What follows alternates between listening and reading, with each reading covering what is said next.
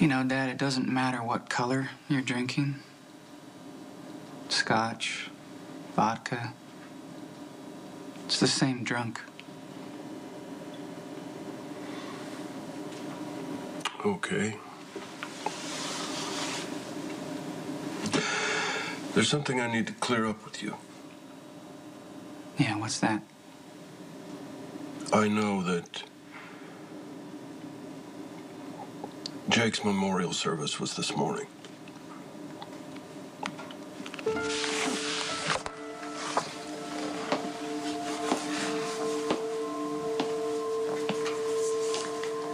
I brought you this since you were unable to attend the service.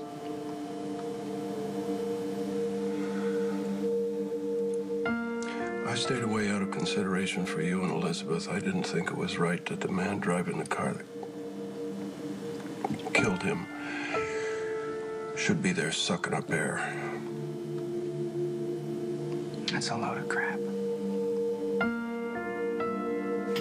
Disturbing how you're able to rationalize. I mean, it's brilliant when you're doing a con or running a scam or whatever. Luke Spencer, the master of spin. Nobody does it better, right? But we both know the real reason you weren't at Jake's service. I just told you the real reason. No, you tried to feed me some line of bull about your concern for me and Elizabeth. Which, I'm sure there was a small percentage of truth in that. That way you can ease your conscience and convince yourself that you're not lying. But, Dad, come on. It was all about you. Your guilt, your remorse. You wanted to spare yourself the discomfort of sitting in a church surrounded by people who loved Jake and grieved for him, knowing that his life was cut short because of a choice you made.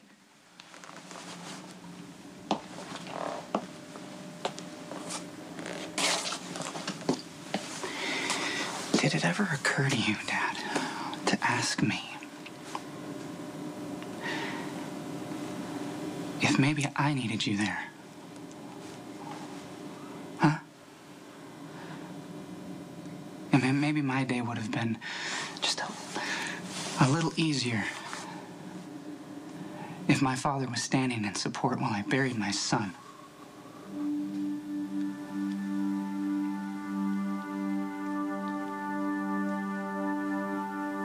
No, I'm afraid it didn't occur to me.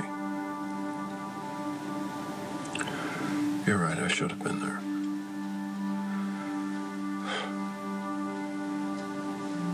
My staying away was an act of cowardice.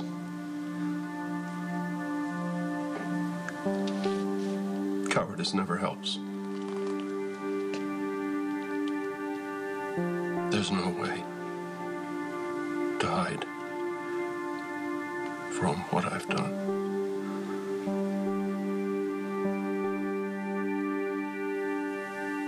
What made... I've been going over that night in my mind over and over and over and over, trying to make sense of it, trying to... I know I never saw him, but I thought maybe I could find that moment of impact. That moment when it happened. But there's nothing. How can there be nothing? It's called a blackout, Dad.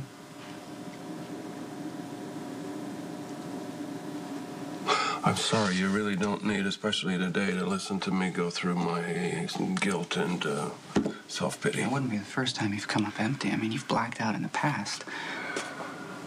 I did not black out that night, Lucky. I'm not trying to condemn you, Dad, okay? I know who you are. Who you really are. You're a man of courage and compassion, and I know you're in hell over what you did. I just want to help you. I just want to help you, but I can't until you face the truth. You were drinking that night, and it affected your driving. I don't want to fight with you. Whatever you need to believe to get you through this is okay by me, but I was not drunk.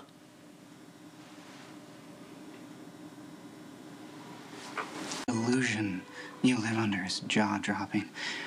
Do you honestly believe you're immune to the effects of alcohol? That somehow Luke Spencer, alone out of the entire global population, can knock back 5 shots without so much as a buzz? It's called tolerance, Lucky. You build it up over time. I've been working on my tolerance for booze since I was 12.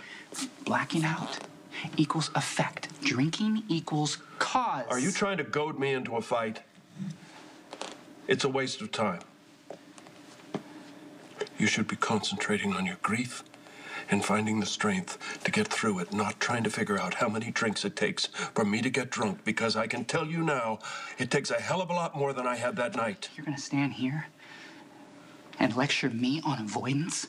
I'm living my loss, Dad. I'm not running to the bottle. I'm feeling the pain. I'm not escaping into oblivion. And it takes everything I have. Man, I stood there today and buried my son, and I let myself feel every inch of this nightmare, and you're standing here like a zombie, denying that you even have a problem. I do not have a problem. God's sake, Dad, what is it gonna take? Honestly, a child died. What else has to happen? How horrible does it have to be before you just admit you're an alcoholic? I am not an alcoholic! Stop! You need to be helping each other.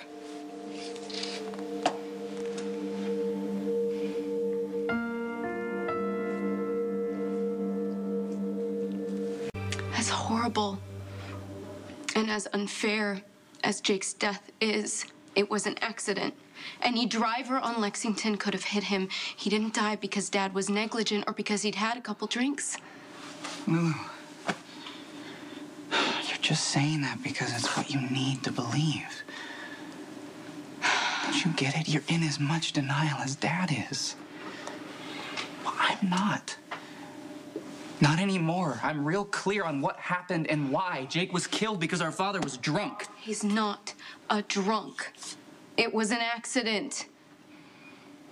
The two of you are in so much pain. You need to be helping each other. You have to let him off the hook and forgive him.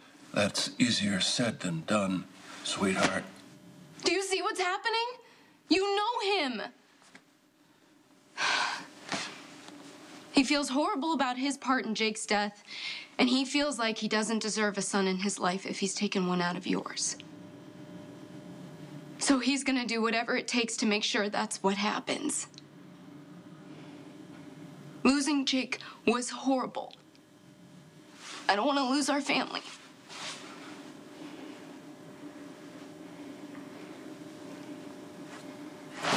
I would give anything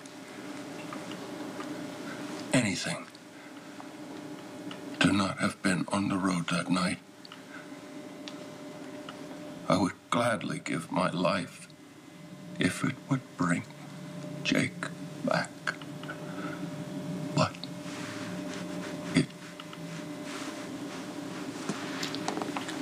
I believe you, Dad.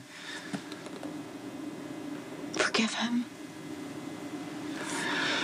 Look, Dad has to take the first step, okay? He has to take the first step by admitting that alcohol affected his driving the night Jake died. You're being unreasonable. He wasn't drunk. Okay, you know what? I can't stay here and listen to the two of you in your fantasy world where knocking back half a bottle of scotch has no effect.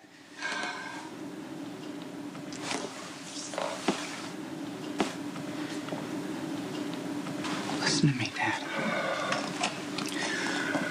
Until you can admit that you have a problem, there's no place for us to start.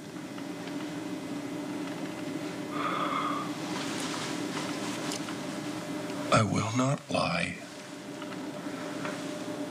and I will not dishonor you or myself by saying something that I don't believe.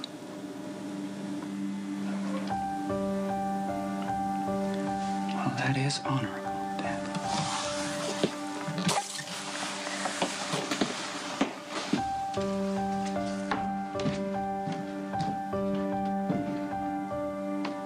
I love you. No matter what.